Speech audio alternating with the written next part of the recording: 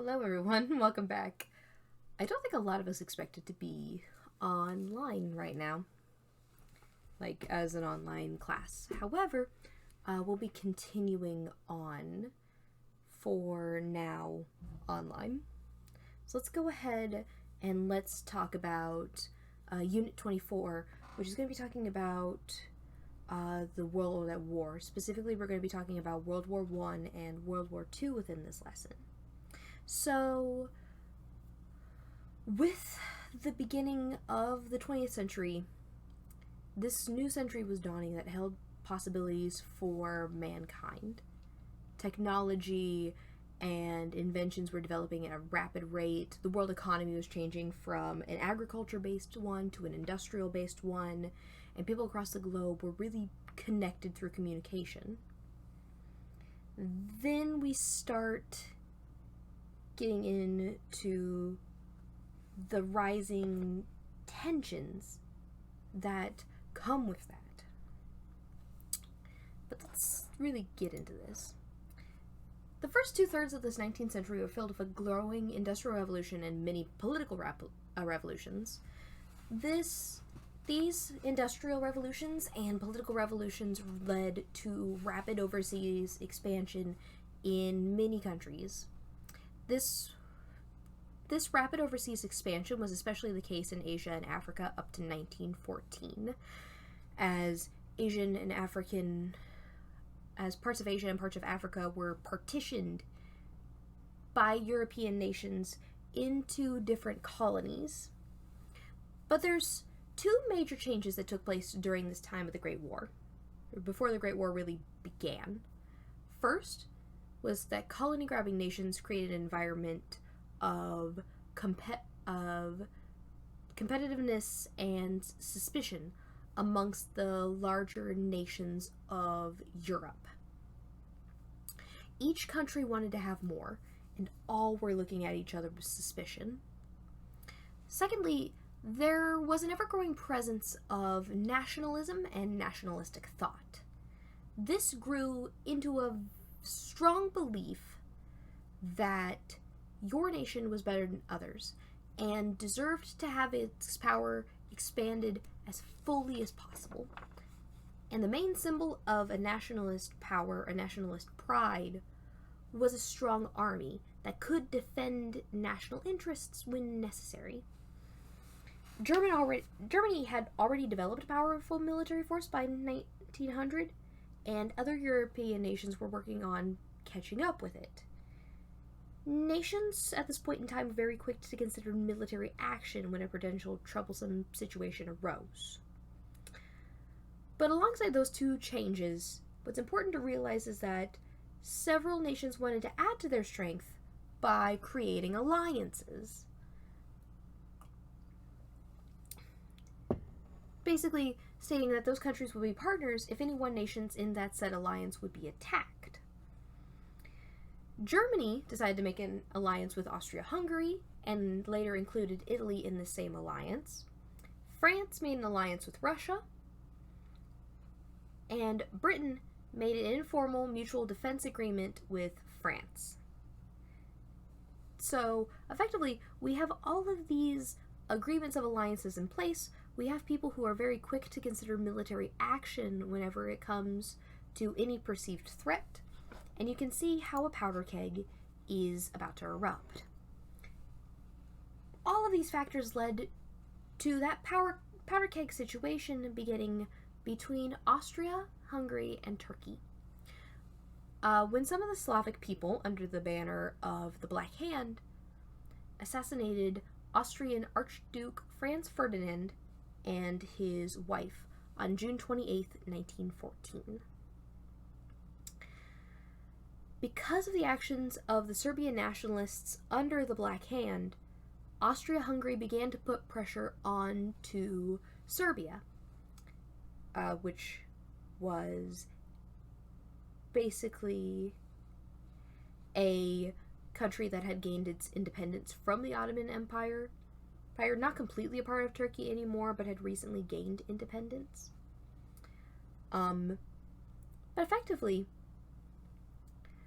Austria-Hungary began to put pressure on Serbia, issuing a list of demands, and these demands included that Serbia suppress all anti-Austrian activities, dismiss all officials who resented Austria-Hungary, and allow Austrian-Hungarian investigators to enter into Serbia. With 48 hours to respond, Serbia agreed to all of the demands, except for the last one. They did not agree to allow Austrian investigators to enter into Serbia. Now, Germany advised caution on how Austria-Hungary should act. Austria-Hungary ignored this and declared war against Serbia on July 28th, 1914. And this led to a bit of a domino situation, as a lot of alliances effectively sprung like a mousetrap. This declaration of war led to Russia mobilizing forces to help Serbia. And Germany, because of the Russian forces moving, declared war on Russia on August 1st. Later declared war on France on August 3rd, attempting to preempt the inevitable. After German forces moved across neutral Belgium to invade France, Britain, in keeping with its agreement to defend Belgium, declared war against Germany on August 4th. Later on, as the war progressed, Japan entered war on the side of Britain, and the Ottoman Empire, and a little bit into Turkey, declared its support for Austria-Hungary by 1915. Italy was very neutral at first, but later came into the war by 1915 on the side of Britain and Japan. With all of these countries mobilizing, the First World War began in 1914. Now, Germany planned to strike France quickly to avoid having a two-front war, then move on to Russia. After resistance, the Great War was full of stalemates and fighting from fixed positions. Now, Germany did go through Belgium and into northern France, but that advance was stalled by British and French resistance. A lot of the Great War is based in trench fighting, facing across no man's land, and occasional attempts in various places by both sides to break through the enemy lines. Neither side in the Great War really gained much ground on Eastern Front either. This war was the first introduction of new weapons, things like tanks, things like airplanes, things like poison gas. Casualties in the Great War were enormous. It was 4 years of conflict, but the 4-year war affected more people and was spread over more land than any war in history, with more than 20 different nations involved. This war also caused much upheaval and added to the domestic unrest that was happening in Russia. A communist revolution took place there in October of 1917, and the new government worked to sue for peace with Germany in the next month. Now, Russia gave up about 1/4 of its land and population in order to end the slaughter and begin to rebuild. And a lot of the communist leaders in that saw the conflict of war as the war of the disposed czar, not a war that they chose. Russia's departure was offset by America joining into the war. America was not brought into the Great War until British ships carrying Americans were repeatedly attacked. While America wanted to remain a neutral force, the introduction of American forces did tip the favor towards those Allied forces, towards Britain, towards a British victory.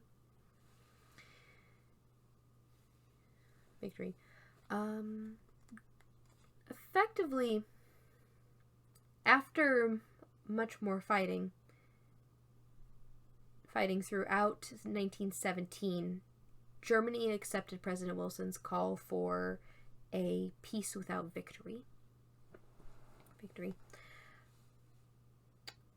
A revolt against the German government broke out within Germany, and a republic was declared on November 9th. And Kaiser Wilhelm II fled to the Netherlands the next day. Germany did accept that call for peace without victory, and on November 11th, 1918, Germany signed the armistice that led to the end of World War I. But we still had to deal with everything afterwards. And what happened afterwards was the Versailles Peace Conference. The leaders of the Allied powers met at Versailles in France to figure out the terms of a peace treaty. The primary goal was to make Germany pay for its actions in the war. Now, President at the time, Woodrow Wilson, had his own goals and presented his idea of a League of Nations to prevent future wars. President Wilson brought up a bunch of high ideals about creating an international agreement, primarily just in the goal of preventing future wars. We had separate treaties drawn up with each of the Central Powers. When Germany and its allies complained about the proposed terms, the allies just threatened to renew the war effort. After much debate, Germany was made to give up parts of France and its army, along with making reparation payments. These terms created a lot of bitterness in Germany and was one of the main factors that ended up leading to World War II. Of the 60 million soldiers that were mobilized in active duty around the world during this point, about 9 million died. The total of all the deaths, civilian and military, from fighting and from other war-related causes such as disease ended up being about 30 million. On a more broad scale, the war changed the outlook of many people in the world. Liberalism, reason, and progress didn't seem to be workable answers anymore. In many countries, the aristocracy lost its power, and the younger generation ended up disillusioned. In America, this ended up being called the Silent Generation. Philosophies that became popular during this time was socialism, skepticism, and nihilism. The bitterness that was created in these countries over unfair reparation terms ended up building to that extreme nationalism that leaders such as Mussolini and Hitler would exploit during World War II. A lot of the cost of war and devastation, many countries had a hard time recovering from the effects of the war. Many nations had issues economically after this point in time. Now, the United States responded by turning inward. They became very isolated from the world. Wilson was a moralist at the peace conference, but his proposal for a League of Nations was received very lukewarmly. The League of Nations would become a thing, but it was very lukewarmly accepted. The U.S. also had complications in the fact that it had effectively a Red Scare, a fear that there was a communist revolution, that the communist revolution from Russia might be duplicated in the United States. There was economic recovery in the 1920s, only to have an economic downturn in the Great Depression with the 1930s. Europe saw an even more difficult road to recovery. There was a lot of struggling economically for these nations to get back on their feet. And by about 1930, 1940, we start getting into World War II. There was a lot of factors that influenced the beginning of World War II. The uprising of Mussolini in Italy and Hitler in Germany was one such factor. Mussolini was the son of a laborer who began to get an education to become a teacher, but he turned to political agitation and became the editor of a socialist newspaper. Mussolini ended up opposing Italy's involvement in the Great War, fled to Switzerland to avoid serving. serving, and Mussolini spoke out harshly against Soviet communists and the Italian government. He created the Fascist Party, named for the fasces, a bundle of rods that was a symbol of strength in the Roman Empire. Mussolini played very heavily on the people's fears and came across as a strong leader. He was backed by both the army and by Italian industrialists. In 1922, Mussolini and his followers marched on to Rome to defend the capital from the communists. The constitutional monarch at this point in time asked Mussolini to form a new government. Mussolini then changed the election laws in his favor and took control of Parliament. And basically took control of Italy at that point in time. A similar case happened in Germany with Adolf Hitler. In which Hitler was a German veteran of the Great War who joined and soon became leader of the National Socialist or Nazi German Workers' Party in the German state of Bavaria. Hitler worked hard, similar to Mussolini, to appeal to the fears of the people, fears related to a struggling economy, and to what he saw as the dangers of ethnic impurity. For Hitler, the fault of Germany's problems laid with those who had humbled Germany, and especially with the Jews who, in his mind, wielded too much power.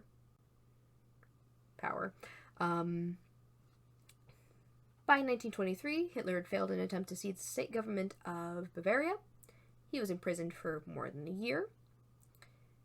Hitler, much like Mussolini, was supported by the middle class, who feared the chaos and communism of other areas.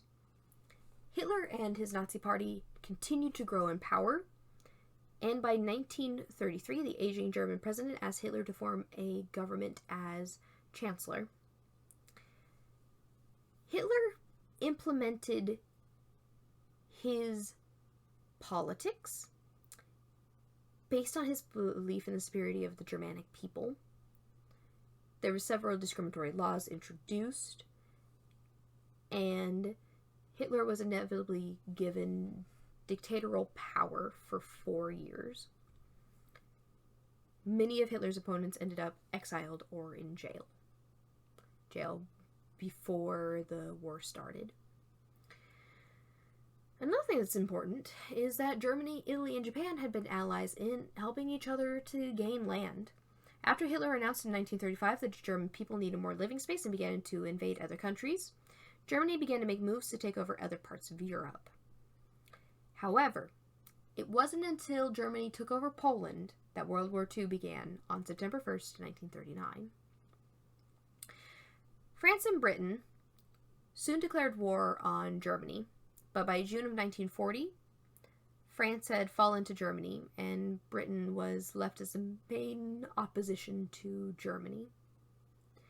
It's important to note at this point in time that it was not only Germany that was declaring war, but it was also Italy and Japan who had agreements to effectively protect each other.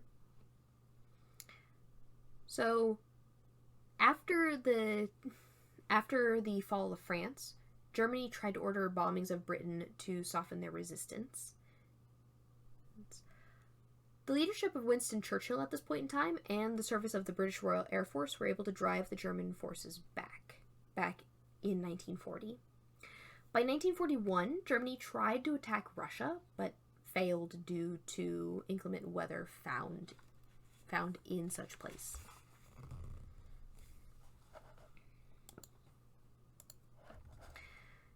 Now, America didn't end up becoming involved in the war until after the attack on Pearl Harbor on December 7th, 1941 by the Japanese. Japanese had been moving aggressively through the Pacific and decided to make a preemptive strike against the U.S. in the hope of eliminating any opposition to their moves. Now, before the attack on Pearl Harbor, the United States was in a state of neutrality. They had begun supplying military equipment to the Allies through a program called Lend-Lease, but after the Japanese attack, the U.S. entered into the war against Japan, Germany, and Italy. America's introduction into the Battle of World War II helped to break Britain out of the stalemate it had been in the war so far. After decisive battles allowing for positions to be taken in Australia and Africa, the Allied powers of Britain and America began to take on the Axis powers of Italy, Germany, and Japan. These battles were difficult and massive. Rome was captured on June 4th, 1944, effectively spelling defeat for Italy, and the Allied forces were able to gain entry via the beaches of Normandy by June 6th, 1944, on D-Day. By August 25th, 1944, Paris was liberated from Germany. This push towards Germany was only really interrupted in December of 1944 when the German forces actually were able to break through the Allied line. This was only a temporary setback, though, and the advance towards Germany continued. Allied forces entered Germany on March 7th of 1945. By April of 1945, both Mussolini and Hitler were out of the picture. Mussolini had been captured by the Italians and was executed on April 28th, and Hitler committed suicide 2 days later. The German High Command surrendered on May 7th, and VE Day, or Victory in Europe Day, saw the end of World War II in Europe. World War II, however, didn't end in Japan until after the nuclear bombs were dropped on Hiroshima and Nagasaki in August of 1945. Japan surrendered just a few days later on August 14th. And VJ Day, or Victory Day in Japan, or Victory over Japan Day, occurred on August 14th with the signing of surrender documents. And with that, the war was over.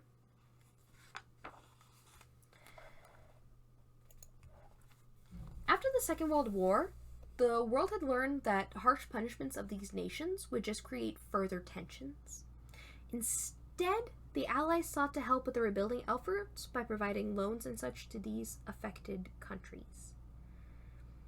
This was called the Marshall Plan, named for U.S. Secretary of State George Marshall, and provided loans and other economic aid to the war-torn Europe. Japan ended up being occupied by American troops and was forced to eliminate its military.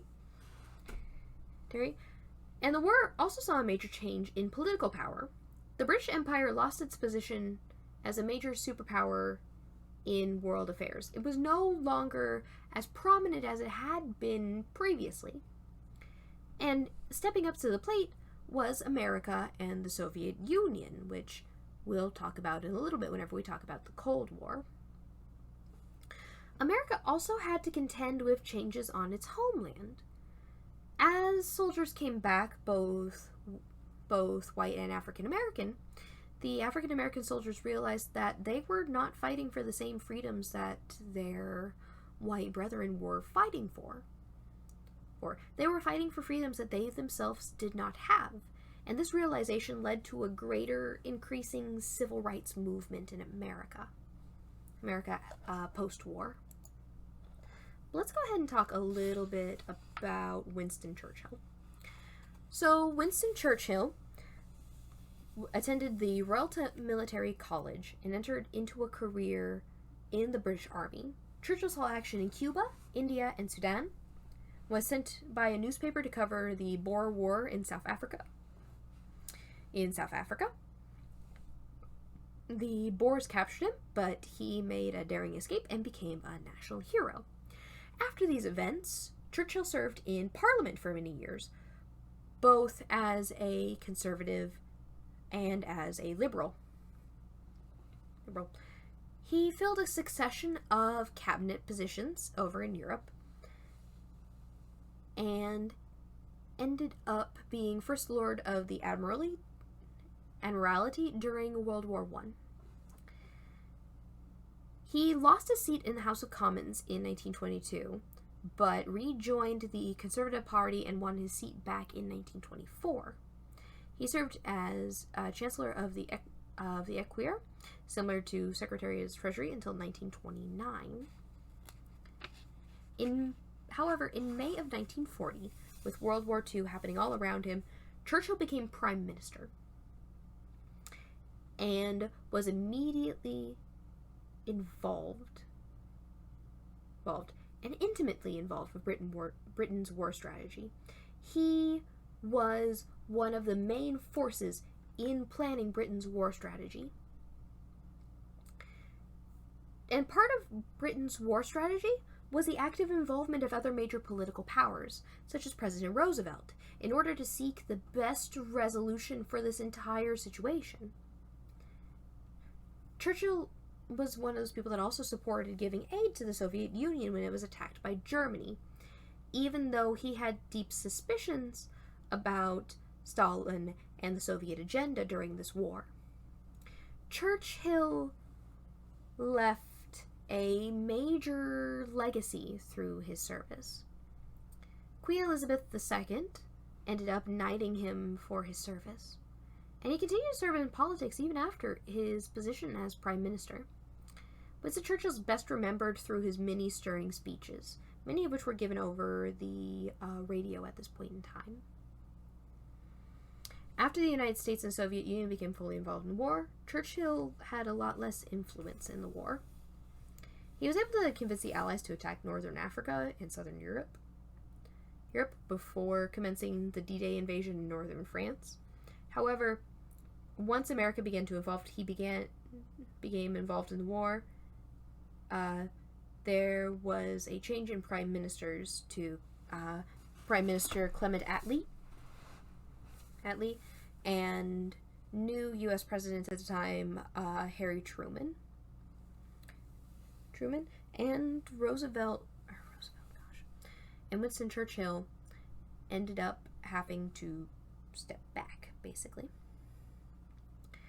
One interesting thing to note was that Churchill was a very prolific writer. Churchill's writings of histories were voluminous. He wrote so much about this period in history, which allowed historians to gain a very personal perspective of this time period from someone who was intimately involved with all of the goings-on. He wrote a biography of his father, a 4-volume biography of his ancestor, a 4-volume history of the English-speaking peoples, and a 6-volume history of the Second World War. He wrote a lot. He was a very prolific writer, but it let us, like I said, get a personal perspective from somebody who was intimately involved with this point in history. The last thing I want to talk about before we finish up is the cultural history of Japan. Japan's known as Nihon, or Nippon in Japanese, and means origin of the sun. In English, this roughly translates to land of the rising sun. Japan is made up of over 3,000 islands, the largest island being an island called Honshu, which includes Japan's capital city of Tokyo. The next 3 largest islands are then Hokkaido, Kyushu, and Shikoku. The main 4 islands extend about 1,200 miles northeast to southwest, and 900 miles from east to west. They're separated by each other only by narrow straits. Japan is a very mountainous set of islands. Mountains cover about 3/4 of Japan's land area, though most people lived in the lowlands and the plains. And Japan has the densest population per square mile in the world. Because of the construction of tunnels and bridges and the availability of air transportation, the mountains and water barriers no longer isolate Japan's islands from one another. Japan is the 9th most populated country in the world. The only major language really spoken in Japan is Japanese. Several dialects are spoken, but most people now use standard Japanese. Japanese was an orally spoken language up until Chinese writing was introduced in about the 400s. Until Chinese writing was introduced, There was no real written Japanese. It was only a spoken language. It was only an orally spoken language at that point in time. The majority of people in Japan are Japanese. It is a very homogenous society with very few minorities. Japanese people make up about 98% of the total population, with some minorities including the native Ainu people, the Barakumen, and Koreans serving as minorities here. These people have experienced much discrimination, even though it is illegal. Now, talking about the Ainu people are the indigenous people of Japan and Far Eastern Russia. According to tradition, they lived in Japan long before the ancestors of the Japanese arrived there. Now, there's theories that the Ainu might be related to the Tlingit people of the Alaskan coast. About 25,000 Ainu people still live on Hokkaido, with smaller groups living on other islands. The Ainu people were very different from the Japanese people. The traditional food of the Ainu were deer, bear, salmon, herring, and other types of fish, wild plants, and different crops, beans, millet, and wheat. Male and female Ainu would wear earrings and have thick wavy hair, like Europeans. They would have heavy beards and muscular bodies, and traditionally Ainu girls would be tattooed on their hands, lips, and arms during childhood. As the Japanese grew in power, the Ainu fought unsuccessfully to maintain their territory and their culture. And this led to trying to assimilate the Ainu people into Japanese culture. In the late 1800s, there was laws put in place to make it where the best Ainu land would end up being illegal for the Ainu people to fish there. And laws were passed in 1899 to assimilate the Ainu into Japanese life. The creation of separate elementary schools for Ainu children was one such example, in which they weren't allowed to speak their native language in these schools. This continued until 1997, in which a law was put into place that tried to protect and undo some of the damage caused by years of assimilation. The Ainu have been working hard to revive their spoken language even today. Now, just kind of going through some of these last bits, because this is interesting. So, religion-wise, most Japanese people practice multiple religions, such as Shinto, which is a very nature-based religion, Buddhism, and Christianity. Japan has a lot of traditional music and traditional instruments. One such example is kagura, Shinto music performed on drums, rattles, and flutes that's played at many Shinto shrines and at many Shinto folk festivals. But some traditional instruments that are Japanese include the taiko, a large drum, ryuteki, a flute, and hichiriki, a short double-reeded pipe. Whenever it comes to Japanese theater, the most famous form of Japanese theater is the Noh theater, in which costumes are rich and elaborate, and the stories are inspired by many Buddhist tales. These Noh theater plays combine dance, drama, miming, music, and poetry. There's also a traditional puppet theater style, which is called bunraku, or jori, that developed in the 1500s and 1600s. Kabuki theater also dates around this time, and is the most popular out of all the Japanese theater forms. It's a spectacle with great acting, music, and dance performed in brightly colored settings. Many forms of martial arts and fencing originate from Japan, such as karate, aikido, and kendo, which is effectively Japanese fencing. When it comes to arts and crafts and architecture, traditional Japanese arts and crafts includes things like wood blocks, printing, painting, ceramics, and calligraphy. Lacquer work is just one other such example.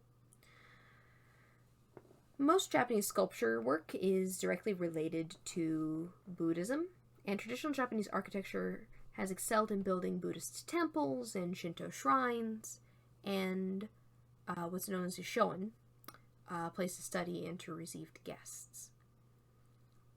Because Japan experienced so many earthquakes, Japanese architecture is traditionally simply structured and easily put back together. Lightweight one-story houses that were easy to rebuild.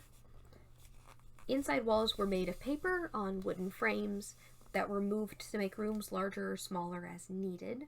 Floors traditionally would be covered with tatami, or rice straw mats.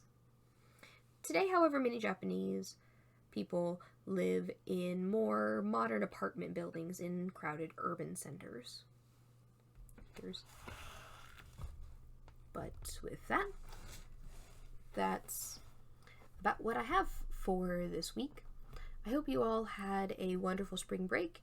If you have any questions, please refer back to this assignment, in which my email address and my cell phone number are listed. And please don't hesitate to email, call, or text me if you have any questions.